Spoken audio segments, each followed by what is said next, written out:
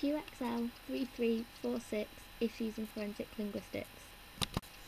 Plagiarism is when one uses another's work either without the author's permission or without the correct acknowledgement, often with the aim of passing the work off as their own. There are three types of plagiarism: word for word or literal plagiarism, mosaic plagiarism, and conceptual plagiarism. Plagiarism is an offence usually associated with academia, but in actual fact there are examples of it in many fields, from literature, with modern-day classics such as the Da Vinci Code being thrust under the limelight by accusations of plagiarism, to politics, with Martin Luther King causing controversy due to striking similarities between his work and a previously written PhD. When plagiarism cases arise, a linguist's role would be as an expert witness, determining whether or not plagiarism has taken place. Depending on the type of plagiarism an individual is being accused of, they will reach their conclusion in different ways. Let's look first at literal plagiarism. This is when one author has copied another word for word. The linguist's job here is to decipher whether one author has used another's work, or if multiple authors have worked alone but coincidentally come up with identical pieces of writing. Although the latter of these two seems highly unbelievable, it would not be an impossible feat. As forensic linguist John Olson points out, for example, if two people of near enough mirroring levels of intelligence are working towards the same aim, it would not be unheard of for them to reach the same conclusion, often portraying this in very similar ways. It is for this reason that there are techniques used to work out whether or not extremely similar pieces of writing were created independently of one another. The maximum string of coincidence is an idea coined by forensic linguist John Olson, and is one of the techniques that can be used to distinguish between a stolen idea and one thought up legitimately. The concept is reasonably self-explanatory. It works by working out the longest possible length an utterance can be for it to be likely to be duplicated. The shorter the utterance, the more likely it is for it to be independently thought up. The theory is implemented by using large corpuses of data and working out the average length of popular utterances. For example, using any popular search engine, one could type in one word and gradually add words to the utterance until it comes up only once or even not at all. The idea is that from doing so, linguists can determine how long the average utterance can be before it is highly likely to have been copied. Of course, the results of a maximum string of coincidence will vary with every utterance. For example, those densely concentrated with high-frequency words are likely to be easier to duplicate unintentionally, and hence the average number of words within the utterance will be greater than it will be for phrases containing low-frequency words. Alternatively, forensic linguists can also employ other devices in order to work out whether or not plagiarism has taken place.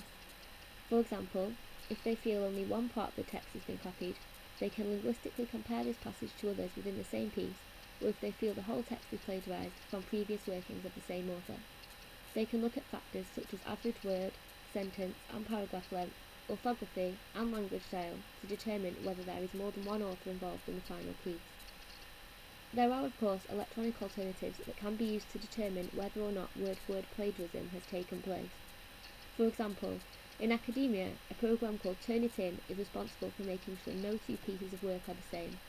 This compares each and every piece of work a student submits to it to pieces written all over the world, online, in books, and submitted to institutions, highlighting all similarities. Literal plagiarism is easier today than it has ever been thanks to the internet. This means that in order to directly copy someone else's work, you need simply press two buttons on your keyboard. This takes the effort even out of plagiarism. Mosaic plagiarism is when the author sprinkles someone else's words into their own work, or vice versa. In layman's terms, the plagiarizing author takes a piece of work and instead of copying it word for word, opts instead to replace keywords with synonyms. This proves harder for forensic linguists to flag up, since they cannot simply hack into linguistic corpuses such as search engines to determine whether or not the words have been copied, and this is the main reason people opt to plagiarize in this way as opposed to literally.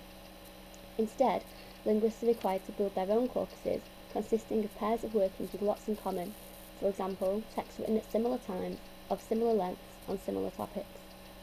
Their job then is to work out how similar these texts can be and still genuinely be produced independently. According to Olson, short texts that have around 30% or more identical words within them are likely to have been plagiarized. Factors also taken into account in addition to identical wording range from the placing and number of commas and full stops to sentence and word length and ordering of the text. They will pay extra attention to idiolect here, as it is highly unlikely for two writers to have mirroring styles of writing. The very definition of idiolect states that each writer is unique, hence no two can be overly similar in style or technique.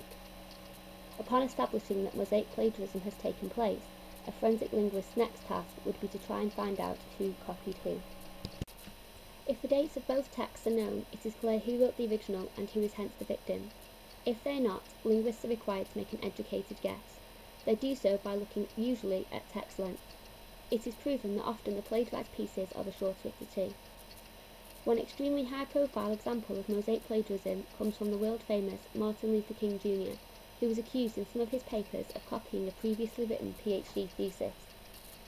Moving on now to perhaps the most difficult type of plagiarism to detect, conceptual.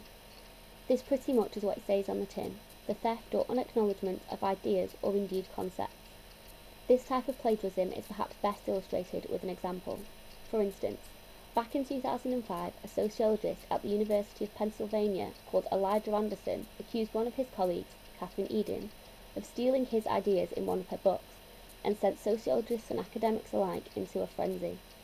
Since his case was hard to support without solid evidence of literal or mosaic plagiarism, Anderson went through both works with a fine-tooth comb, drawing up a list of 22 things the studies had in common. Eden hit back at these claims, stating that they both simply shared interest in the same areas. The case was never settled, and to this day there has been no judgment cast. This case is not alone. It almost mirrors the albeit briefly aforementioned Da Vinci Code case, in which author Dan Brown was accused of taking ideas from two books previously published by author Louis Purdy, Daughter of God and The Da Vinci Legacy. Even Walt Disney has been accused of conceptual plagiarism when a French writer claims to have created Finding Nemo under another name, of course, before Disney. This type of plagiarism is hard to detect because unless one has already read the original idea, they will be clueless as to its existence, and hence will not know that the second piece of writing is actually a copycat. In conclusion, plagiarism is a thievery of ideas or words in order to pass work off as your own. It can be carried out in one of three ways: literally, where one person duplicates another word for word; mosaically, where one person's work is blended with another's; or conceptually, where linguistically the text is original, but conceptually it is a copycat. Plagiarism is not just an issue for academia, despite this being the field in which it takes the limelight so much. As has been documented here, it is relevant in so many areas of day-to-day life, from politics to literature to film, and so on. Whilst there are more or less foolproof ways of detecting both literal and mosaic plagiarism, conceptual plagiarism is still difficult to prove, and whilst this is the case, plagiarism will remain an ongoing issue within our society.